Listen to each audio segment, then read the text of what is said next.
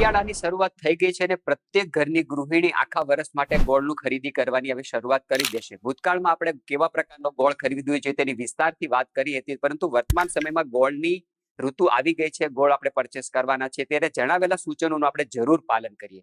ગોળ જ્યારે પણ ખરીદીએ ત્યારે પૂરો પ્રયત્ન કરીએ કે પ્લાસ્ટિકના ડબ્બામાં રહેલો ગોળ ક્યારેય પરચેસ ન કરીએ. છૂટો જે ગોળ હોય એ જ ખરીદવાનો આગ્રહ રાખીએ, કારણ કે જ્યારે ગોળ બનતો હોય ત્યારે ગરમ ગરમ એ ગોળને પ્લાસ્ટિકમાં નાખવામાં આવતો હોય કે જેના કારણે પ્લાસ્ટિકની અંદર રહેલા દૂષણો, તે કેમિકલો પણ ગોળમાં ભરવાની પૂરેપૂરી સંભાવના છે.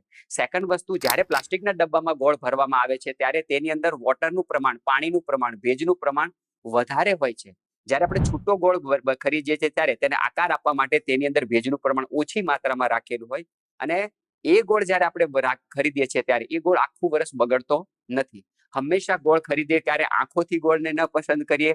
સ્વાદ માટે, સ્વાસ્થ્ય માટે કેવો ગોળ ખરીદવો જોઈએ તે જ આગ્રહ રાખીએ. માટે સફેદ કલરનો ગોળ ખરીદવો ન જોઈએ, લાલ અને કાળા કલરનો જ ગોળ ખરીદવો જોઈએ. ત્રીજું મહત્વનું સૂચન, ગોળ ખરીદો ત્યારે તમે 1.5 કે 2 વર્ષ ચાલે એટલો જ ગોળ આપણે ખરીદવો જોઈએ, કારણ કે ગોળ જેટલો જૂનો કરીને ખાઈશું તો એ જૂનો ગોળ જ આપણને આરોગ્ય આપશે. નવો ગોળ જે લોકો ખૂબ શ્રમ કરતા હોય એવા લોકો માટે સારો છે.